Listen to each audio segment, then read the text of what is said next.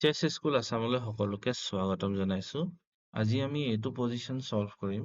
এই পজিশ্যনটো সলভ কৰাৰ আগতে ইয়াৰ কেনেকে সলভ কৰিব লাগে তাৰ ডেমো পজিশ্যনটো মই আপোনালোকক দেখাইছো। আইডিয়াটোনো কি সেইটো বুজি ল'ব লাগিব। Hi, I am FIDE instructor Pranjal Fukan. Please subscribe my channel. So এই পজিশ্যনটোত এতিয়া আমি কি কৰিছো?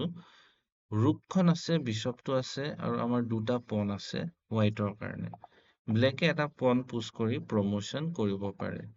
আমি যদি ভালকৈ চাওঁ, ৰুকখন C7 স্কোৱাৰত আহিলে চেকমেট হৈ যায়। এতিয়া কথাটো হৈছে আমি ৰুকখন C7 লৈ যাব লাগে। ৰুক H7। ব্লেকৰ ওচৰত বাচিবৰ কাৰণে অকল এটাই চাল আছে, সেইটো হৈছে B5। যদি বেলেগ চাল দিয়ে যেনেকে C4 বা F1 ইকুৱেলছ টু কুইন, তেতিয়া আমি ৰুক C7 চেকমেট কৰিব পাৰো। সো এটাই মুভ আছে B5, A5। আমি একচুৱেলি ব্লেকৰ যিটো এস্কেপ স্কোৱাৰ আছে সেইটো ব্লক কৰি থৈছো। পন পুছ চেক। আমি আকৌ কিংটো A4ত যাম যাতে B5 স্কোৱাৰটো ব্লক হৈ থাকে। এতিয়া ব্লেকৰ পজিশ্যনটো যোগজোৱান। ব্লেকে যদি পন পুছ কৰি প্ৰমোশ্যন কৰে, আমি ৰুক C7 চেকমেট দিম। এতিয়া কথাটো হৈছে এই পজিশ্যনটো আমি কিয় চালো? বিকজ আমাৰ ইয়াত এই ফৰ্মেশ্যনটো বনি আছে।